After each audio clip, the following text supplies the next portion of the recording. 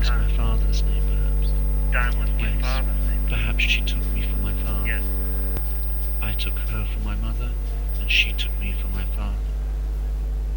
Dan. Dan, You you remember the day I saved the swallow? Dan, Dan. you remember the day you buried remember the the day ring? you buried the ring? I remembered.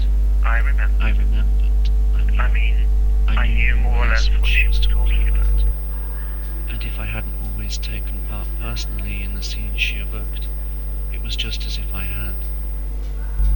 I called her Mag I called her Mag when when I I had to call her something. something. And I called her Mag because for me, without my knowing why, the letter G abolished the syllable Ma, and as it were spat on it, better than any other letter would have done. And at the same time I satisfied a deep and doubtless unacknowledged need, The need to have a ma. that is, a mother, That is, a mother. and to proclaim it audibly. For before you say Mag, you say Ma, inevitably. And Da, in my part of the world, means father. Besides, for me the question did not arise at the period I'm worming into now. I mean the question of whether to call her Mag, or the Countess Kaka, she having for countless years been as deaf as a post.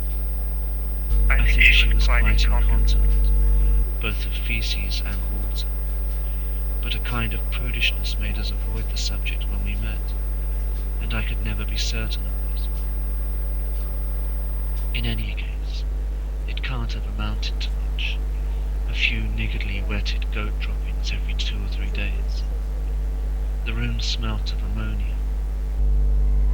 Oh, not merely of ammonia, but of ammonia.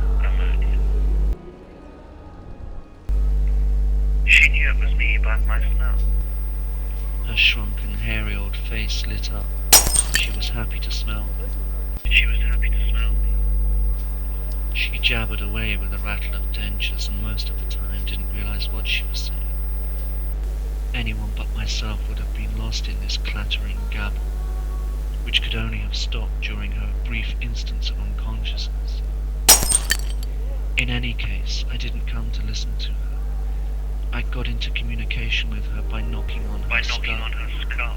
1 knock meant One yes, knock meant yes. 2 no, 3 I don't know, 4 money, 5 goodbye. Goodbye. I was hard put to ram this code into her ruined and frantic understanding, but I did it in the end.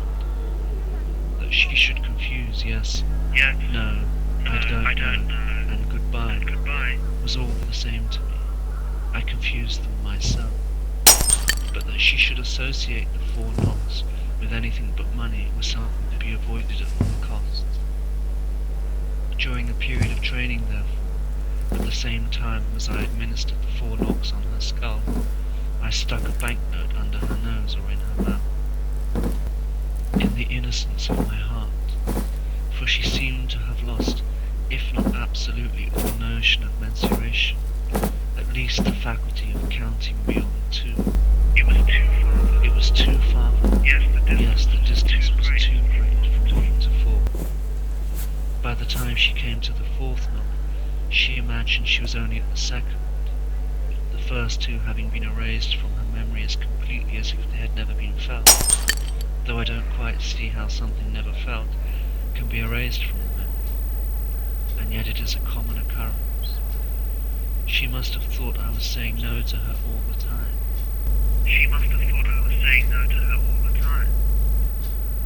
Whereas nothing was further from my purpose. Enlightened by these considerations, I looked for and finally found a more effective means of putting the idea of money into her head. This consisted in replacing the 4 knocks of my index knuckle by 1 or more, according to my needs, thumps of the fist on her skull. That she understood. In any case, I didn't come for money. In any case, I didn't come for money. I took her money, but I didn't come for that. My mother. My mother. I don't think too harshly of her. I know she did all she could not to have me, except, of course, the one thing. And if she never succeeded in getting me unstuck, it was that fate had earmarked for me less compassionate suitors. It was well meant, and that's enough for me. No, it is not enough for me. But I give her credit, though she is my mother. Though she is my